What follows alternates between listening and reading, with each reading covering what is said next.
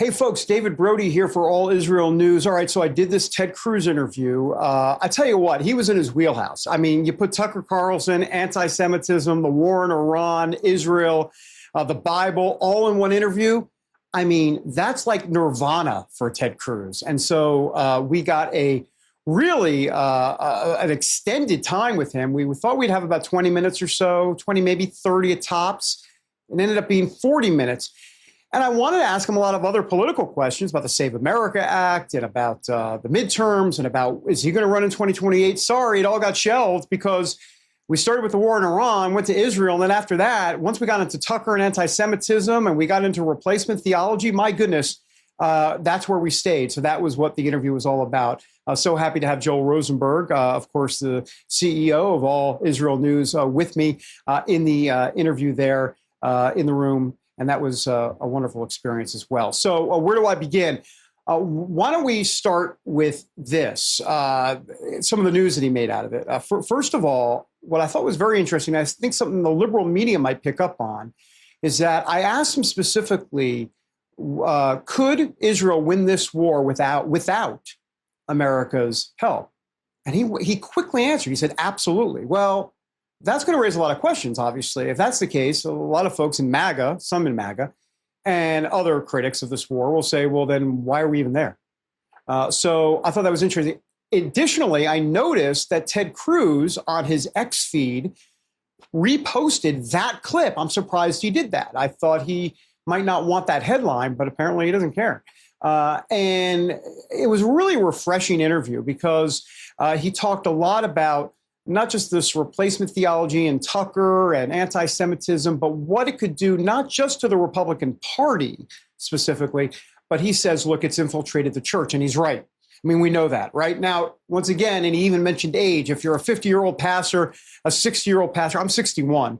But if you're, up in that age group, if you're you're going to say, well, everything's just hunky-dory, right? I mean, these 50-year-olds and 60-year-olds, we don't believe anything that Tucker and some of the crazy Candace Owens and Nick Fuentes says. But what Ted Cruz told me is that, you know what? It's the Gen Z crowd that you got to really be worried about, that they are listening to this type of stuff online and they're being influenced and it's infiltrating the church.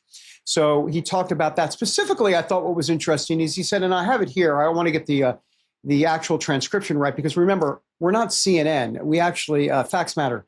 So he said that right-wing influencers are twisting the words Christ is king. He basically called it anti-Semitic. He said that basically it's kind of screw you, Jews, because what these right-wing influencers are doing, even they're saying Christ is king, they're also talking about how Jesus reigns and they believe in replacement theology. In other words, the church replacing the Jews as God's chosen people. So they're saying one thing and then talking about Christ as king and disparaging Jews in the next sentence. So, Cruz had a real big problem with that. But beyond all of that, there was something else I talked to him about, specifically about J.D. Vance. Cruz said the other day that Tucker Carlson is the most dangerous demagogue in the entire country. And he said he's going to directly take on Tucker. And he also said that Republican politicians need to basically grow a backbone, grow a spine, and say Tucker's name. Well, then I asked him in the interview, okay, so if that's the case, what about J.D. Vance? I mean, he's friends with Tucker, good friends with Tucker. Should he be saying something? And I thought his answer was interesting because he didn't say, yes, 100% J.D. Vance needs to say something right now. He didn't say that, but he did quote Ronald Reagan's 1964 speech, A Time for Choosing, and said, I believe it is a time for choosing. And I do believe that that is a contour of what we're going to see around that 2028 election. We know J.D. Vance is going to run.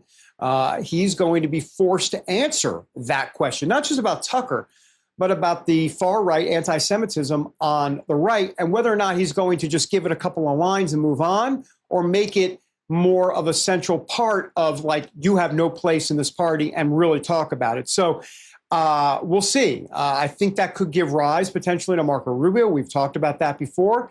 If Rubio makes that a central plank of his 2028 presidential campaign, I'm sorry, did I get ahead of myself? Did I just say that Rubio is going to run in 2028? By the way, I think he is. We'll see about that, but that could be a big difference maker. So bottom line, a lot of different material. We're going to have a lot more on All Israel news as it relates to some of these clips and some of the analysis that goes with it. Other than that, I think I've run out of things to say, which you never hear necessarily me say often, though my family would actually approve if I stopped talking. But that's a separate issue that I'm working on in therapy. All right, it's David Brody here in Washington for All Israel News.